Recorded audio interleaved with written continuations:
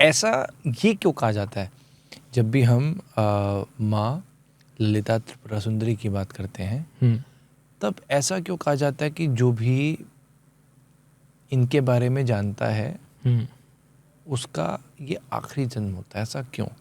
और ऐसा माँ के अलग अलग फॉर्म्स हैं, राइट। 10 महाविद्या हैं, माँ काली भी हैं।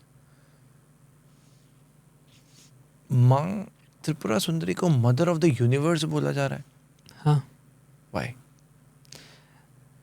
लिखा है, हालांकि सारे रूपों को मदर ऑफ द यूनिवर्स कहा जाता है, लेकिन जो एग्जैक्ट श्लोक है जो ये कहता है, वो कहता है कि अथवा शंकरः स्वयं,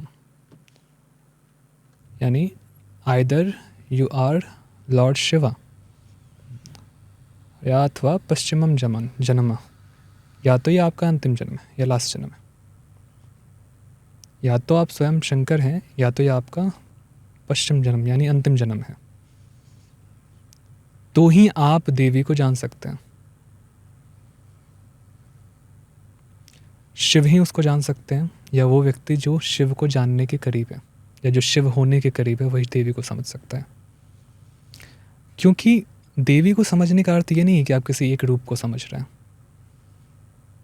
देवी को समझने का क्या अर्थ है? अभी हम जैसा हमने समझा, you have to understand the entirety of it. Right.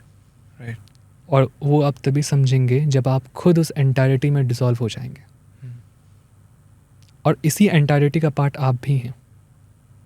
जब हम कहते हैं कि हमें एंटायरिटी ऑफ एग्जिस्टेंस को समझना है कि सब कुछ अभेद रूप से देवी हैं, तो जब हम अभेद की बात करेंगे तो उस अभेद में हम भी तो आते हैं, तो हम भी उसके साथ एक हो जाएंगे, उस पूरे एग्जिस्टेंस के साथ। राइट। हम भी उसका एक पार्ट बन जाएंगे।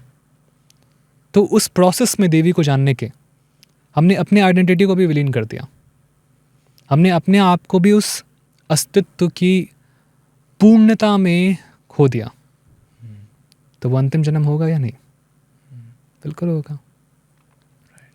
देवी को जानने के प्रोसेस में इंसान शिव बन जाता है।